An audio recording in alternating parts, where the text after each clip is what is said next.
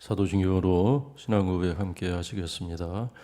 나는 전능하신 아버지 하나님 천지의 창조주를 믿습니다. 나는 그의 유일하신 아들 우리 주 예수 그리스도를 믿습니다. 그는 성령으로 잉태되어 동정녀 마리아에게서 나시고 본디오 빌라도에게 고난을 받아 십자가에 못 박혀 죽으시고 장사된 지 사흘 만에 죽은 자 가운데서 다시 살아나셨으며 하늘에 오르시어 전능하신 아버지 하나님 우편에 앉아 계시다가 거기로부터 살아있는 자와 죽은 자를 심판하러 오십니다. 나는 성령을 믿으며 거룩한 공교회와 성도의 교제와 죄를 용서받는 것과 몸의 부활과 영생을 믿습니다. 아멘. 찬송가 290장입니다. 찬송가 290장입니다.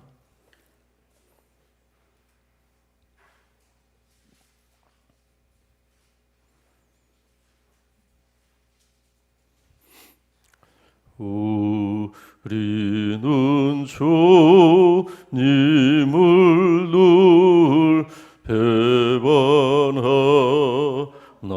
내 주 예수 여전히 날 부르소 그 참 대신 사랑을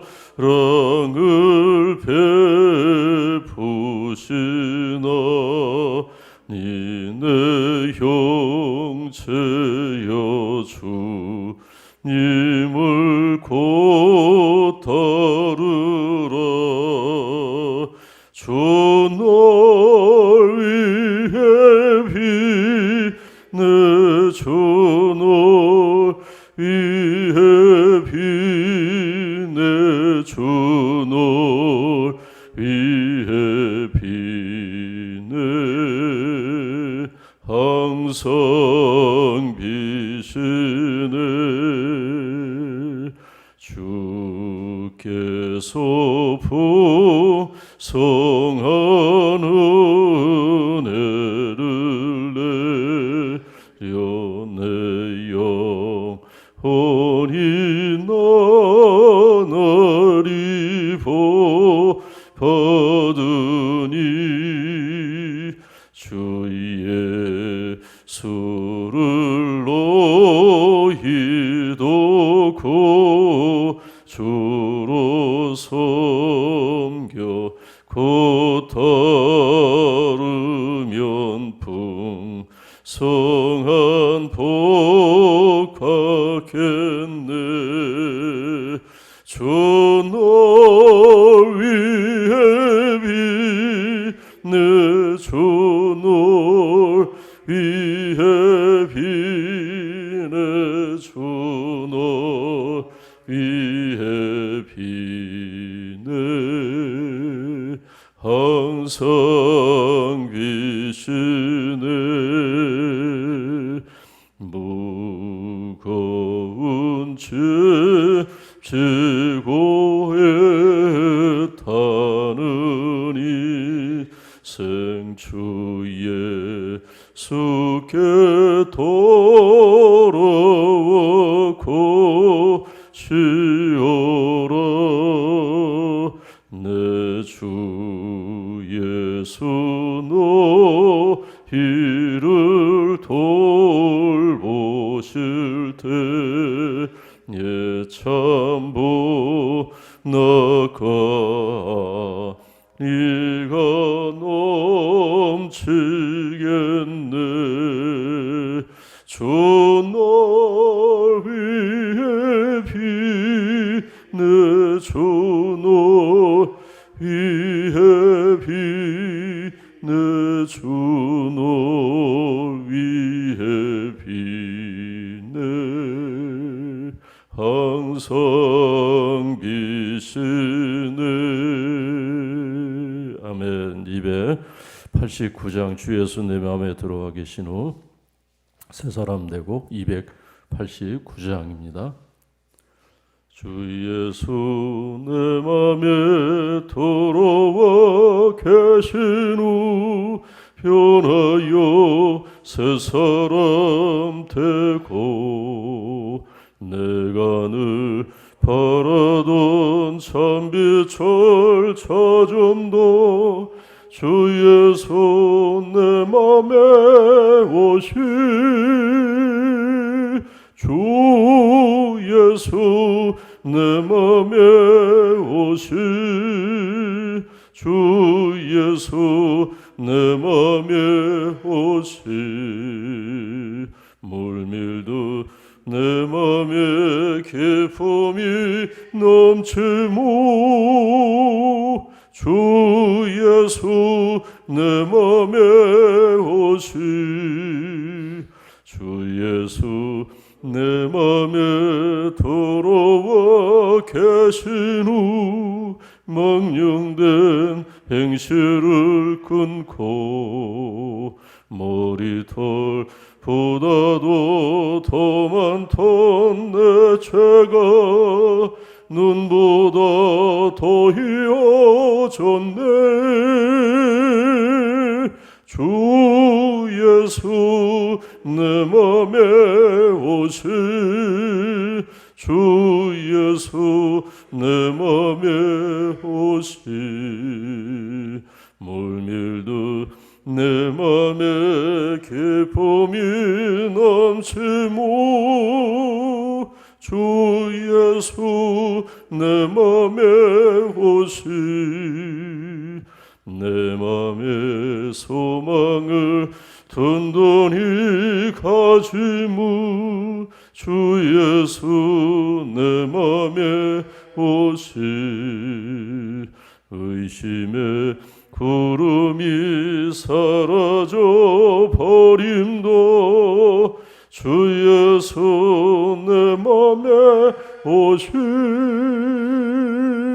주 예수 내 맘에 오시 주 예수 내 맘에 오시 물밀듯 내 맘에 기쁨이 넘치무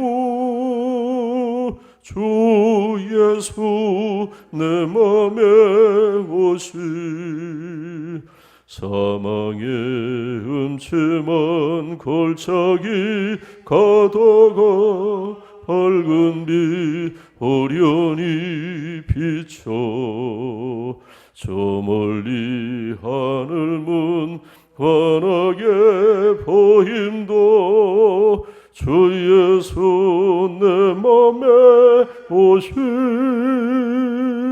주 예수 내 맘에 오시 주 예수 내 맘에 오시 물밀듯 내 맘에 기쁨이 넘치무 주 예수 내 맘에 오시 내가 저 천성에 올라가 설기는 주 예수 내 맘에 오시 천성에 올라가 주님을 뵈리니 그 기쁨 비길 데 없네 주 예수 내 맘에 오시 주 예수 내 맘에 오시 물밀듯 내 맘에 기쁨이 넘치무 주 예수 내 맘에 오시 하나님의 말씀은 마가복음 14장입니다. 마가복음 14장 43절에서 52절까지의 말씀입니다.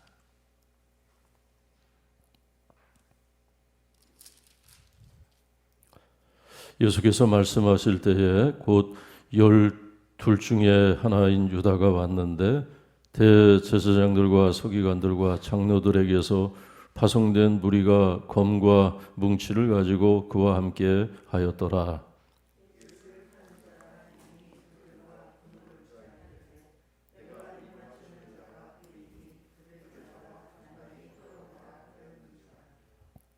이에 와서 예수께 나와 납비여 하고 입을 맞추니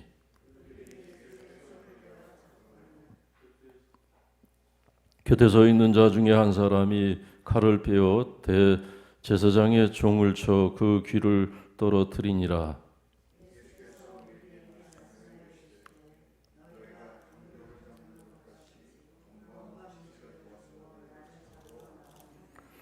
내가 날마다 너희와 함께 성전에 있으면서 가르쳤으되 너희가 나를 잡지 아니하여도다. 그러나 이는 성경을 이루려 함이니라 하시더라.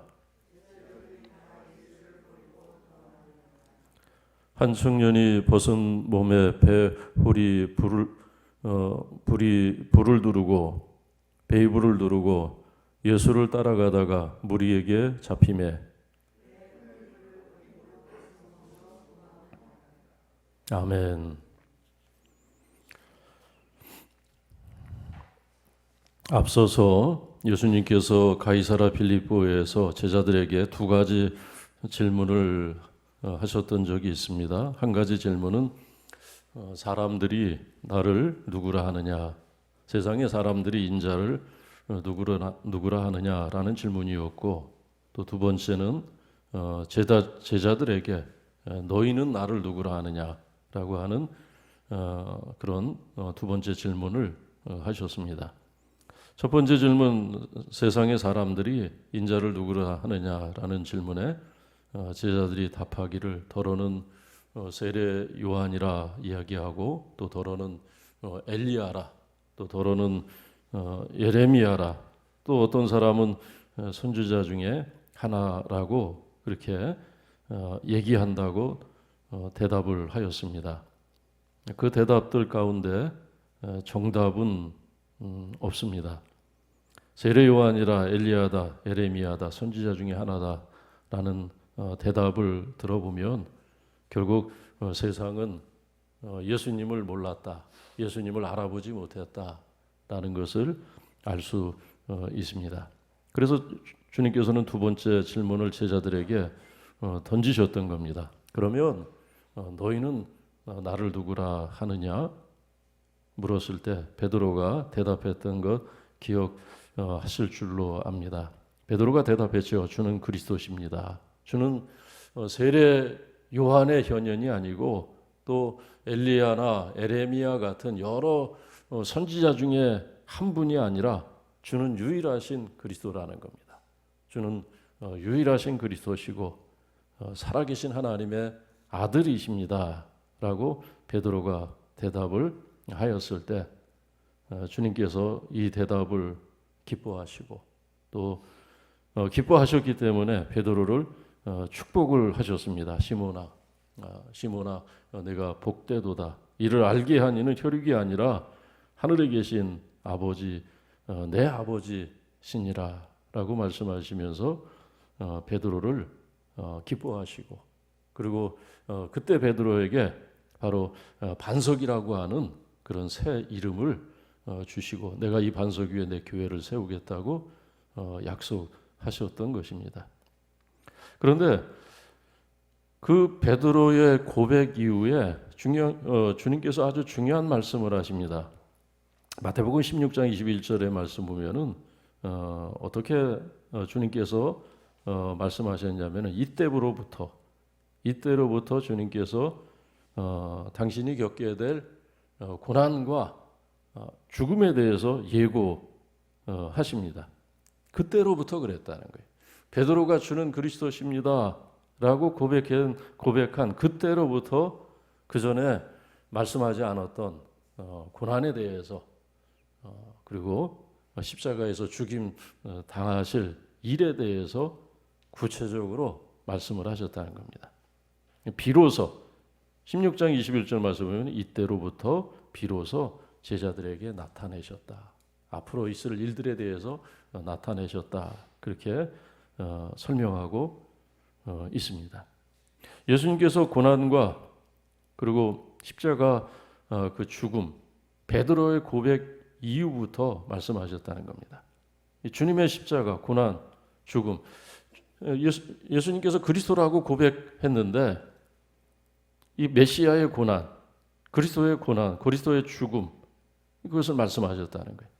하나님의 아들의 죽음, 이것은 사실은 이스라엘 사람들에게는 쉽게 이해할 수 없는 그런 이야기였습니다. 왜냐하면 메시아는, 그리스도는 왕적인 그런 권세와 능력으로 오시는 분입니다. 그런 모습으로 왕적인 권위를 갖고 오시는 분이기 때문에 세상에서 높임을 받고 영광을 받으셔야 할 뿐이지 고난과 죽음과는 상관없는 그런 신적인 존재였습니다. 그런데 주님께서 베드로가 그리스도십니다, 하나님의 아들이십니다 라고 말을 했는데 그 메시아는, 그 그리스도는 영광을 받으시는 것이 아니라, 세상에서 높임을 받으시는 것이 아니라 죽으실 것을 말씀하시고 또 고난 받으실 것을 말씀을 하셨습니다. 가장 높으신 분이, 주님은 가장 높으신 분입니다, 주님은 가장 거룩하신 분입니다 라고 고백한 그 순간에 가장 높으신 분이 가장 낮아지실 것이고 가장 거룩한 분이 가장 속되게 죽임을 당하실 것을 말씀을 하셨습니다. 어떻게 이런 일이 있을 수 있을까? 사실 제자들은 주님의 이 말씀을 처음 들었을 때는 전혀 이해하지 못했습니다. 아니, 두 번, 세 번 말씀하셨을 때도 그들의 고정관념, 그리스도는 하나님의 아들 되신 메시아는 영광을 얻으실 분이고 세상에서 온갖 존귀와 찬사를 다 받으실 그런 분으로 이해했기 때문에 주님께서 고난에 대해서, 죽음에 대해서 말씀하실 때 그것을 이해할 수 없었던 것입니다. 그런데 어떻게 이런 일이 일어날 수 있을까? 우리가 십자가를 바라보면 그 주님의 거룩함이 사라지신 것이 아니고, 주님의 그 영광이 사라진 것이 아니고, 주님께서 십자가에서 고난받고 죽으신다고 해서 주님의 그 생명이 사라진 것이 아니라, 주님의 의가 사라진 것이 아니고 주님의 그 의가 우리에게 옮겨졌고, 주님의 그 거룩하심이 우리에게 전이가 되어졌고, 주님의 그 생명이 우리에게 주어졌음을 십자가에서 우리는 나중에, 아주 뒤에, 주님의 죽음 이후에 일어난 주님의 부활을 보고서야 제자들이 깨닫게 되었던 것처럼 우리도 깨닫게 되는 것입니다. 왜 그런 법칙이 있지 않습니까? 에너지 보존의 법칙. 에너지의 총량은 사라지는 적이 없다는 거예요. 변화는 있을 수 있어도, 전환은 있을 수 있어도 어떤 에너지의 형태가 바뀌는 것이지 그 에너지의 총량은 사라지지 않는다는 겁니다. 그죠? 그게 에너지 보존의 법칙이잖아요. 형태가 바뀌는 거다, 에너지. 근데 마치 우리가 십자가에서 그런 전환과 전이가 일어난 것입니다. 예수님의 그 거룩하신 의는 사라지는 것이 아니에요. 그곳에서 군병들이 예수님을 찌르고 못을 받고 그리고 주님의 생명을 빼앗는다고 하지만은 주님의 그 거룩함은 사라지지 않았다는 거예요. 그 거룩하심으로 죄인된 우리가 의롭게 되어진 것이고, 주님의 그 영광이 사라진 것이 아니고 그 영광으로 우리가 하나님 앞에 나가게 되고 우리의 죄가 덮어지고, 주님의 그 의가 사라진 것이 아니라는 거예요. 주님의 그 의가 우리에게 주어졌으므로 죄인인 우리가 하나님 앞에서 의로워져서 하나님 앞에 나가게 되고, 주님의 생명이 사라진 것이 아니고 우리가 그 생명을 얻게 됐다. 그러니까 주님의 모든 거룩하신 것들, 그것이 우리에게 옮겨졌다는 거예요. 우리에게 전이가 되어졌다는 것입니다. 바로 베드로가 고백했던 것처럼 주는 그리스도십니다, 하나님의 아들이십니다 라고 고백한 성도들에게 주님의 것이 십자가에서 우리에게 옮겨졌다라는 것을 알 수 있게 됩니다.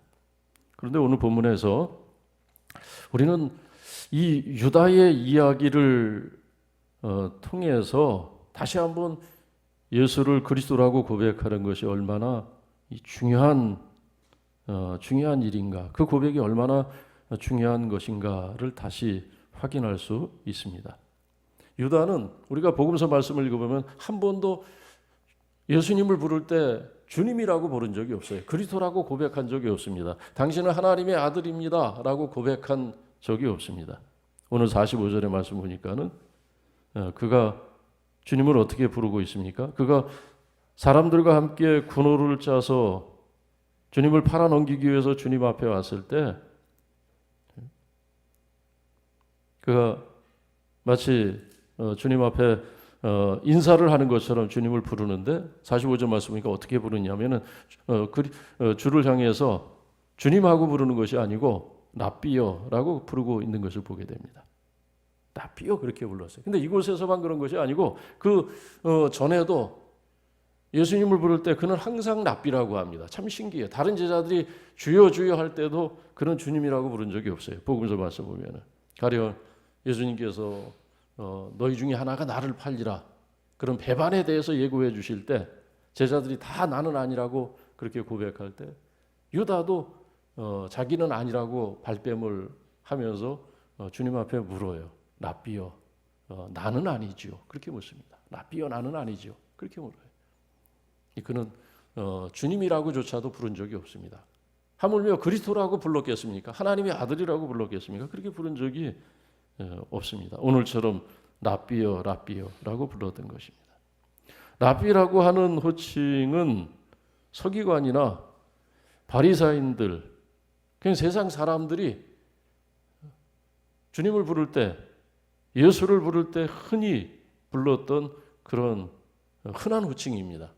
그것은 절대적인 호칭이 아니에요. 왜냐하면 예수만 랍비라고 부른 것이 아니라 저들이 존경받는 어떤 서기관들이나 어떤 학자들, 성경을 깊이 연구하고 가르치는 그런 사람들을 부를 때도 흔히 랍비라고 부르는 것입니다. 예수를 랍비라고 불렀다는 것은 결국 무슨 얘기입니까? 그에게는 예수님이 절대적인 분이 아니었다는 것입니다. 절대적인 분이 아니기 때문에, 예수가 절대적인 분이 아니기 때문에 상황이 바뀌면 태도가 바뀌게 되는 것입니다. 내게 어떤 불이익이 있을 것 같으면 주님으로부터 멀어질 수밖에 없는 것입니다. 내 뜻에 맞지 않으면, 주께서 가시는 길이 내 뜻에 맞지 않으면 도망칠 수밖에 없는 것입니다. 지금 제자들이 그런 것처럼 그렇게 되는 것입니다. 오늘 50절 말씀 보니까는 제자들이 다 도망했다 라고 말씀하고 있는데, 그러나 물론 베드로도 어제 말씀을 보면은, 그리고 이제 또 내일 말씀에 우리가 읽을 말씀에 보면은 베드로도 주님을 부인합니다. 배반은 하지 않았을지라도 주님을 부인합니다. 그러나 베드로는 주님을 그리스도라고 고백을 합니다. 그리스도라고 고백했기 때문에 그가 실수하고 그리고 잘못하고 또 심지어 2번, 3번 부인을 하지만 그러나 회복이 되어져요. 그러나 회복되어지고 주님께서 그를 만나주시고 그리고 새롭게 하십니다. 그러나 예수를 그리스도라고 부르지 않으면 기회가 없다는 거예요. 실패는 실패로 끝나고 배반은 배반으로 끝난다라는 것을 알게 됩니다. 제자들이 다 도망하고 베드로도 그 가운데 있었지만은 그러나 저들은 예수를 랍비로 안 것이 아니라 하나님의 아들로 알고 있었다. 그래서 연약하여서 실수하고 넘어졌지만 회복할 수 있는 기회가 있었고 주님을 저들을 만나 주실 수가 있었던 것입니다. 그러므로 주는 그리스도십니다. 하나님의 아들이십니다. 라고 하는 고백은 우리의 신앙의 처음과 끝이다. 이것이 우리 신앙을 지탱해 줄 수 있는 우리 신앙의 가장 중요한 알파와 오메가다라는 것을 알 수 있습니다. 오늘 다시 한번 고난 주간을 보내면서 오늘 다시 한번 이 세상 우리가 하루를 살아가면서 주는 그리스도십니다. 우리가 살아가는 삶의 모든 영역에서 우리의 마음속으로 그렇게 다시 한번 고백하면서 예수 예수가 그리스도 되심을, 하나님의 아들 되심을 고백하고 증언하는 그러한 삶을 충만하게 살아갈 수 있도록 오늘도 하나님의 성령이 우리 가운데 충만히 임하시기를, 충만히 부어지기를 다시 한 번 더 기도하시기를 바랍니다. 기도하겠습니다. 살아계신 하나님 아버지, 부인하고 배반하고 도망하는 제자들처럼 우리가 넘어질 때 우리를 불쌍히 여겨 주시옵소서. 오늘 주님을 두 번, 세 번 부인하는 베드로의 이야기가 나의 이야기이고, 또 주님을 적극적으로 배반했던 간원 유다의 모습이 때로 우리의 모습임을 고백합니다. 다시 주님의 보혈로 우리를 씻겨주시고 덮어주시옵소서. 다시 주의 성령을 우리에게 부어주사 이 세상 한복판에서 주는 그리스도라고 고백하는 그 믿음에 굳게 설 수 있도록 도와주시기를 원합니다. 우리의 신앙이 도전받고 모든 것들이, 세상의 모든 것들이 흔들리는 이 시대를 살아갈 때 주와 함께 동행하지 않으면 우리가 설 수 없고, 우리가 바로 설 수 없고, 우리가 소망을 붙들 수 없는 그런 어려운 때에 우리가 여기 있습니다. 주님, 우리와 동행하여 주시고 주께서 우리에게 말씀하신 성김과 선교의 삶을 바르게 살아갈 수 있도록 새 영을 오늘도 구하고 기도하는 이들에게 부어주시옵소서. 주의 전에서 기도하며 또 가정에서 기도하는 성도들의 기도에 응답하여 주시고 주의 거룩한 성령을 우리에게 부어주사 구원받은 자의 삶을 충만하게 살게 하여 주시옵소서. 오늘도 나라와 민족을 위해서 기도합니다. 주님의 몸된 교회, 한국교회 위해서 저희가 함께 기도합니다. 우리 분당 영진교회 성도들의 평안과 또 안전을 위해서 우리가 기도할 때 주님께서 이 전에서 응답하시고 성도들이 있는 곳에서 주께서 들으시고 역사하여 주시고 은혜 주실 줄로 믿습니다. 주님 은혜 받아 살기를 원합니다. 주의 은혜 아니면 한순간도 바로 설 수 없는 베드로처럼 제자들처럼 연약한 우리가 여기서 싸우니 주님 새 은혜를 우리에게 허락하여 주시옵소서. 이 어렵고 어두운 세대를 빛으로 살아갈 수 있는 주의 은혜를 오늘도 갈망하며 주 앞에서 싸우니 주님 들으시고 우리를 인도하여 주시고 이 백성을 인도하여 주시고 우리 한국교회를 지켜주시고 특별히 도전받는 우리 미자리 교회들, 주의 종들 주님 위로하여 주시고 저들을 굳게 설 수 있도록 주의 성령으로 은혜로 충만하게 하여 주사 주님께서 부르신 그 부름의 사명을 끝까지 잘 감당하도록 주님 도와주시옵소서. 예수님의 이름으로 기도드리옵나이다. 아멘. 하늘에 계신 우리 아버지, 아버지의 이름을 거룩하게 하시며 아버지의 나라가 오게 하시며 아버지의 뜻이 하늘에서와 같이 땅에서도 이루어지이다. 오늘날 우리에게 일용할 양식을 주시고 우리가 우리에게 잘못한 사람을 용서하여 준 것 같이